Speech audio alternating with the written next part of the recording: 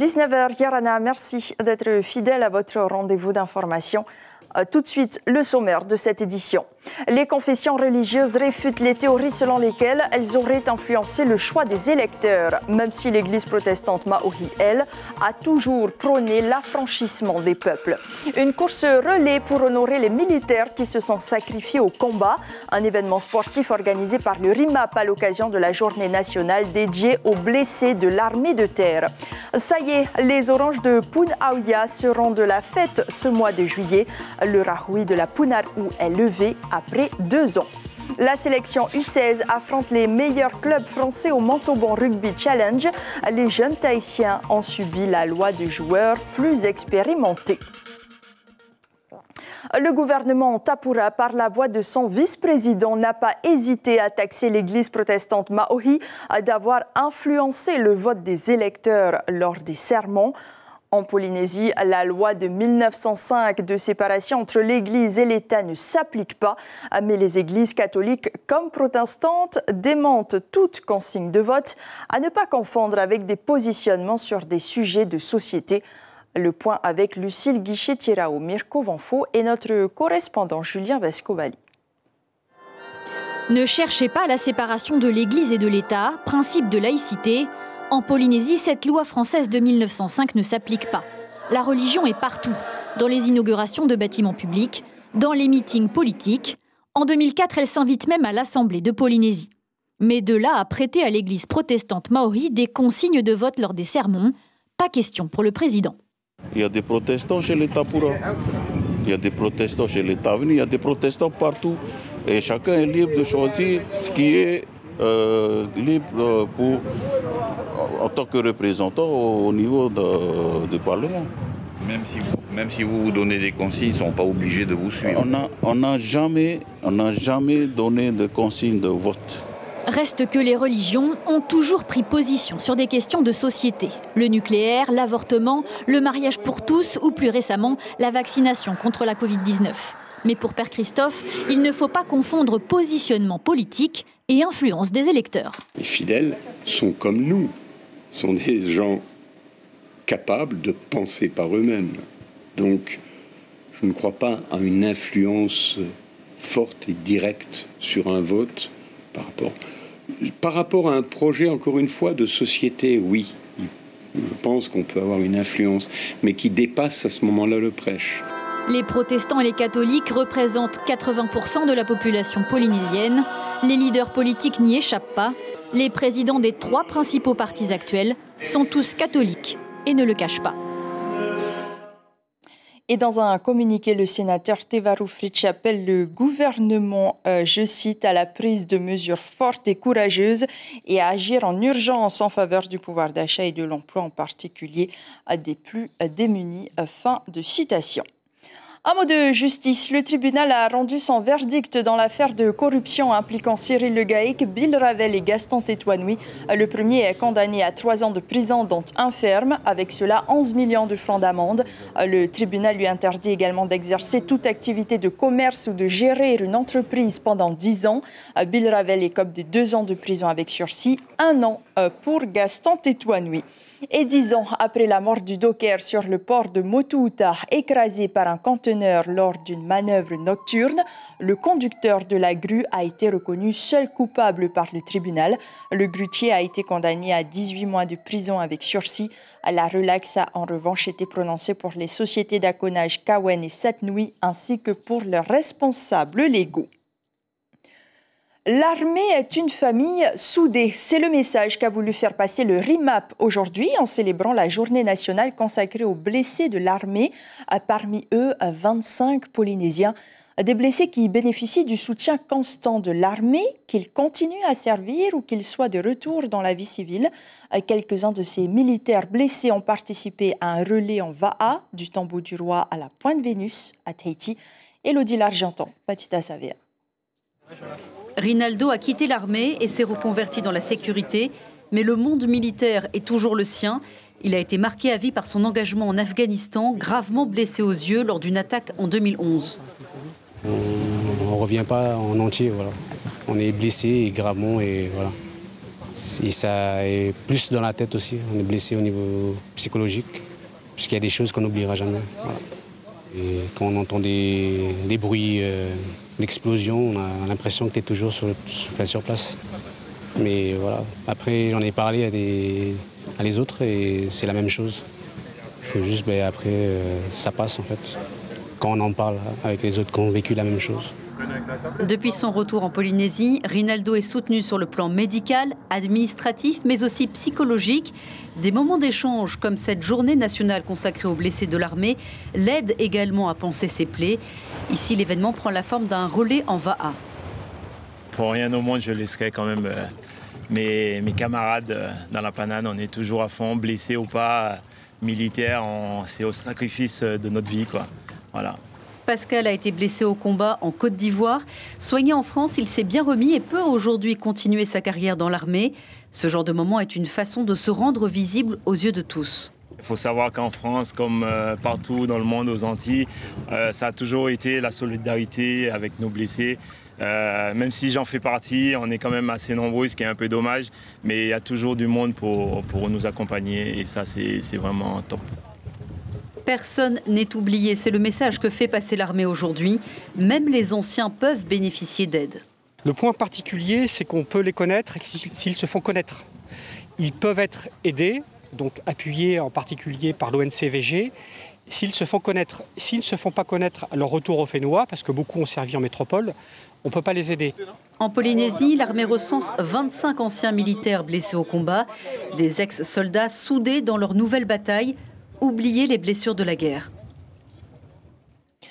Et la guerre des opérateurs téléphoniques continue. Après l'annonce d'offres inédites via la fibre optique faite par Onati hier, Vodafone présente les siennes. L'entreprise de Patrick Moux surenchérit et propose aussi des offres Internet via la fibre optique avec des débits allant jusqu'à 500 mégabits par seconde pour les professionnels. Patrick Moux qui annonce aussi l'arrivée de la 5G. On écoute le PDG de Vodafone suivi du directeur général d'Onati. La force du groupe Vodafone, c'est de travailler avec plusieurs équipementiers en même temps. Donc on va tester différentes 5G et on va voir laquelle on va retenir et laquelle on va mettre en avant pour les Polynésiens. Vodafone Red, c'est un service que Vodafone a créé il y a plus de 3 ans, qui est illimité dans le monde. Nous, on s'est préparé depuis l'année dernière, puisqu'on voulait le lancer, comme je l'ai dit, en décembre de l'année passée. Mais avec le changement de système, on a pris du retard. C'est pour ça qu'on a donc choisi la date du 9 ans pour lancer l'illimité. Ce qui est dommage, parce que j'aurais voulu vraiment être le premier à le lancer. Bon, on est le premier à le lancer pour tout le monde. On n'a fait aucune distinction des classes sociales. C'est ça qui est important. Onati propose aujourd'hui 2 nouvelles offres. Une première offre fibre au prix de la DSL avec la qualité de la fibre. Une deuxième offre, un package tout inclus, avec de la fibre qui va jusqu'à 100 mégabits, donc on multiplie par 3 les débits par rapport à ce que c'était préalablement, avec un bouquet TV, des appels vers tous les téléphones fixes de la Polynésie inclus, pas que les box, mais aussi vers vraiment les numéros en 40, 2 heures d'appel sur l'ensemble des destinations à l'international. La fête de l'orange sera bel et bien célébrée cette année. La levée du rahui marque le retour de la cueillette. 2 ans qu'il était interdit de cueillir le fruit, de chasser et de pêcher les crevettes dans la vallée de la Punar'u. Une action pour permettre à ces joyaux de la nature de se régénérer. Le point avec Chikta Darouzet, c'était Ivaribi.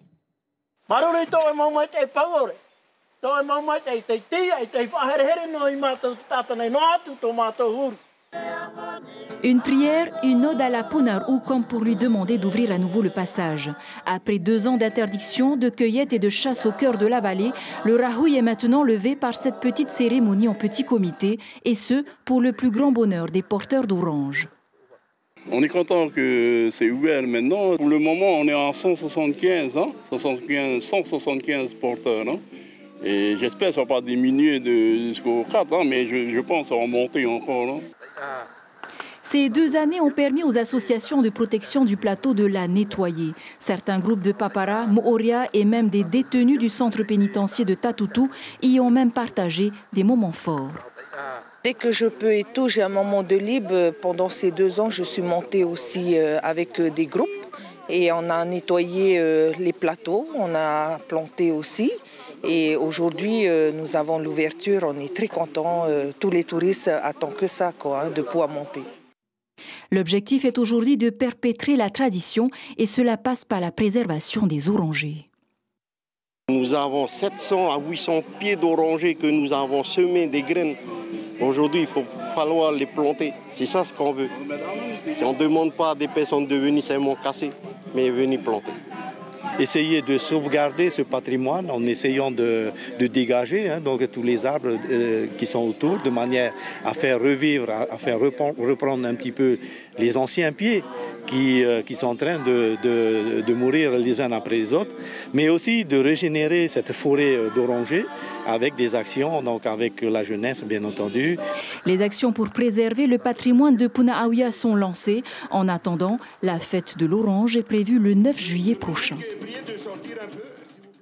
Escalaho pour prendre des cours de ukulélé avec René Ndoumdé. Il les dispense aux élèves mais aussi aux habitants. Son but, faire perdurer à travers les générations les traditions de la musique locale. L'association Horizon a donc pris ses quartiers dans une salle mise à disposition par la commune. Son président y donne des cours aux enfants du primaire le mercredi, aux collégiens le jeudi et enfin aux adultes le dimanche. On l'écoute, il répond à Mathieu Allot.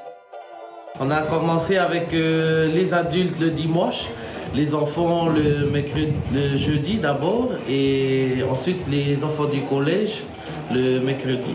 C'est ça. J'aimerais déjà relancer la musique. Je préfère plus en fait que nous soyons dans un moment où les personnes produisent la musique que l'écoute à travers des haut-parleurs. Je suis plus dans cette envie-là. De Haut, nous prenons la direction des îles Mariannes du Nord. Au mini-jeux du Pacifique, la Polynésie est classée 3e au tableau général des médailles. Un petit récapitulatif de cette journée de compétition avec Heidi Enko. Yorana, écoutez, il pleut à Saipan, mais il pleut aussi des médailles pour les Polynésiens. Cet après-midi, nous étions encore à 16 médailles, mais là, il y a tout juste quelques minutes, en fait, on vient d'avoir le update de la part du centre des médias. Et en fait, je peux vous l'annoncer tout de suite, nous sommes à 8 médailles d'or, 7 d'argent et 7 de bronze. Ce qui veut dire en fait 22 médailles, voilà, c'est le site officiel. Et on vient juste d'avoir en fait la mise à jour. Donc bravo à nos Polynésiens. On va continuer avec cet après-midi de l'athlétisme. Enfin, si ça se dégage, on va suivre ça pour vous. Et aussi demain, il va y avoir le marathon d'UVA. Et je pense que là aussi, il y a des médailles à décrocher. Voilà, on se retrouve demain. Mais avant, n'oubliez pas de suivre chaque soir la page spéciale consacrée à cet événement sportif. Souvenez-vous, elle s'était envolée le 8 juin. La sélection polynésienne des moins de 16 ans vient de terminer son périple en métropole. Après être passé par Toulouse et rencontré les joueurs du stade toulousain, les joueurs ont terminé par les phases finales nationales de la catégorie à Montauban. Pas simple pour ces jeunes Polynésiens, d'autant que la canicule a joué un mauvais tour aux organisateurs. Mais malgré tout, ils ont pu se confronter aux meilleurs clubs français. Le reportage d'Éric Santas et d'Emmanuel Gir. Le 7 prend ses marques dans le paysage du rugby français. Les Tahitiens ont bien compris l'évolution de l'Oval, même si pour ce Castres 7, il fallait d'abord lutter contre la canicule. Résultat, tournoi national annulé, mais match maintenu pour garder les Aïtos frais et motivés. Très à l'aise dans l'Oraca, les joueurs du Fénois ont su se faire remarquer d'abord par leur état d'esprit, et ce avec toutes les équipes avec qui ils ont partagé cela. Là, tu vois des Tahitiens, tu as aussi des Français un peu blanc-blanc, mais qui sont nés en Polynésie. Et ils ont la culture tahitienne dans eux. C'est ce que nous aussi on inculque à tous nos jeunes. Dans ce fief du Tarn-et-Garonne, où le rugby de clocher, rugby de pays veut encore dire quelque chose, la sélection polynésienne, c'est 14 joueurs de moins de 16 ans, issus de 5 clubs. On va jouer simplement, vous emmerdez pas. Ils vont grandir, notre championnat est peu relevé. On se doit aussi, nous, de construire en Polynésie sur cette génération-là. Et donc ça veut dire qu'il faut que les clubs commencent à aller recruter des jeunes de moins de 16 ans, moins de 18 ans pour pouvoir performer à l'international. Du temps et de l'argent, un tel déplacement est coûteux. La fédération tahitienne a besoin de partenaires, mais aussi de temps pour se confronter à la concurrence. Les jeunes Tahitiens, malgré leur vitesse, un point fort, ont subi la loi de joueurs plus expérimentés. Les adversaires, ils ont beaucoup d'expérience par rapport à nous et ce que je retiens, c'est qu'on a beaucoup de communication, on parle beaucoup et c'est ça qui nous permet d'être unis. On s'entend très bien ensemble, on joue entre nous, on se connaît, on est peut-être de clubs différents mais on se connaît. On a montré qu'on voulait représenter Tahiti. J'ai aimé jouer au rugby parce qu'il y a la famille qui est dedans et j'aimerais marquer aussi une histoire. Le Tahitien est très fier et on montre aussi qu'on n'est pas faible et qu'on a dû répondre. Chouchou du public, les jeunes Aïto ont supporté haut et loin du Fénois leurs couleurs. C'est déjà une victoire pour ces garçons et leurs accompagnateurs. Il y a 80 ans, le bataillon du Pacifique écrivait son histoire en Libye. 80 ans après, les Français se souviennent-ils encore de Bir Hakeim ? L'institution militaire continue à perpétuer le souvenir de ces hommes qui ont combattu pour la France. Des témoignages persistent, des commémorations se font comme avec les hommes du 15 du Pacifique où des auteurs ou historiens retracent les exploits de ces soldats. Éric Santas, Denis Rousseau-Camplot. Des cailloux sur le sable du désert, image tournée quelques mois après la bataille. 80 ans plus tard, le murmure d'un chant militaire prend toute sa symbolique.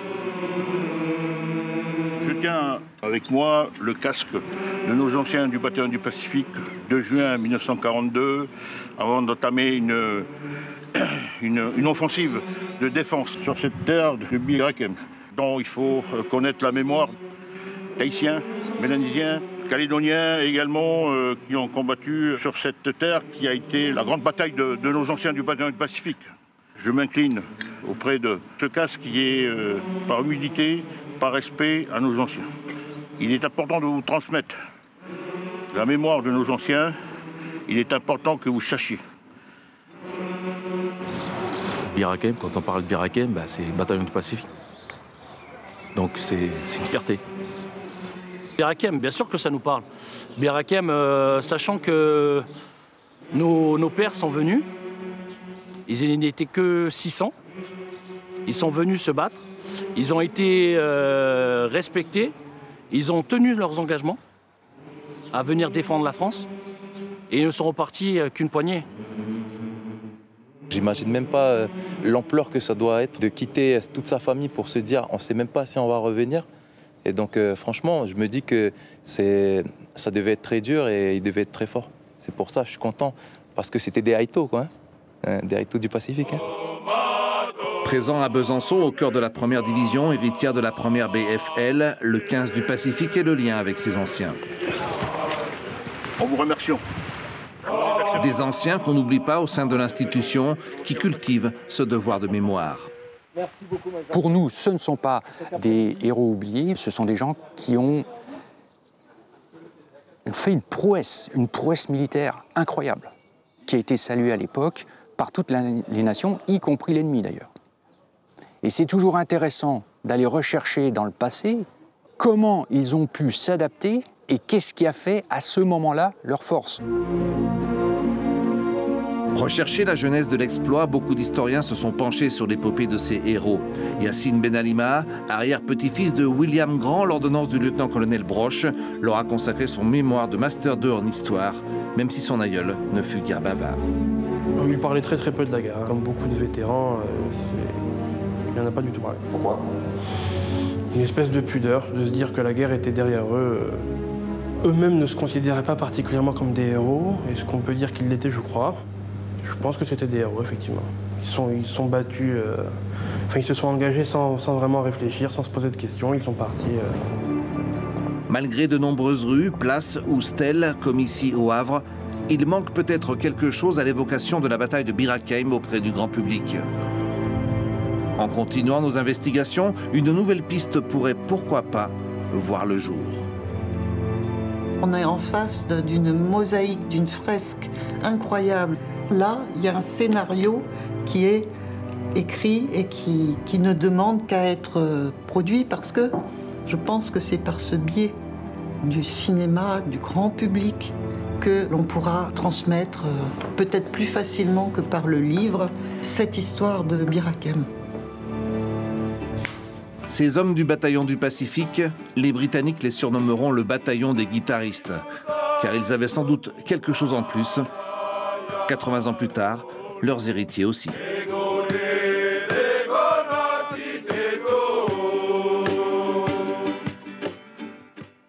L'information principale de ce journal, les églises catholiques comme protestantes démentent toute consigne de vote après les accusations portées par le Tapura par la voix de son vice-président.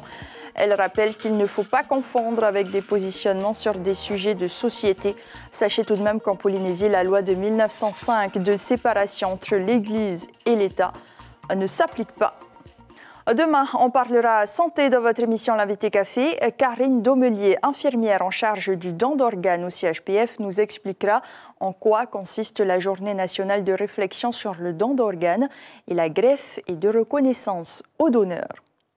Après ce journal, votre soirée spéciale Fête de la musique commence avec la prestation de Nohor Aite Mayana et son band lors du fameux concert Pacifico qui s'est déroulé au parc Veil de Punawia. Votre soirée se poursuit avec le concert Himene Atau et enfin place au Reggae Sunsplash 2020, un festival se déroulant en Jamaïque depuis 1978 près de Kingston et qui accueille des artistes de reggae dancehall. Tati Info, titre sur les oranges, feu vert donc pour les oranges dans la Punarou.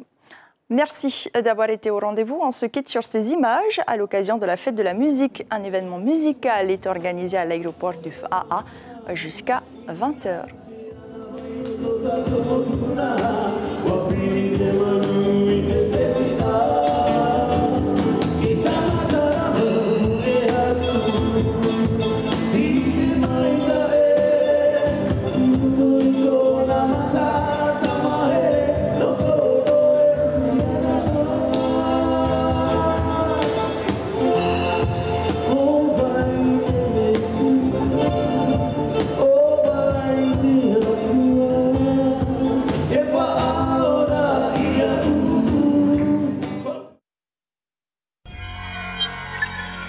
Retrouvez ce programme en replay sur notre site internet. L'information en continu sur Polynésie la première, internet et réseaux sociaux.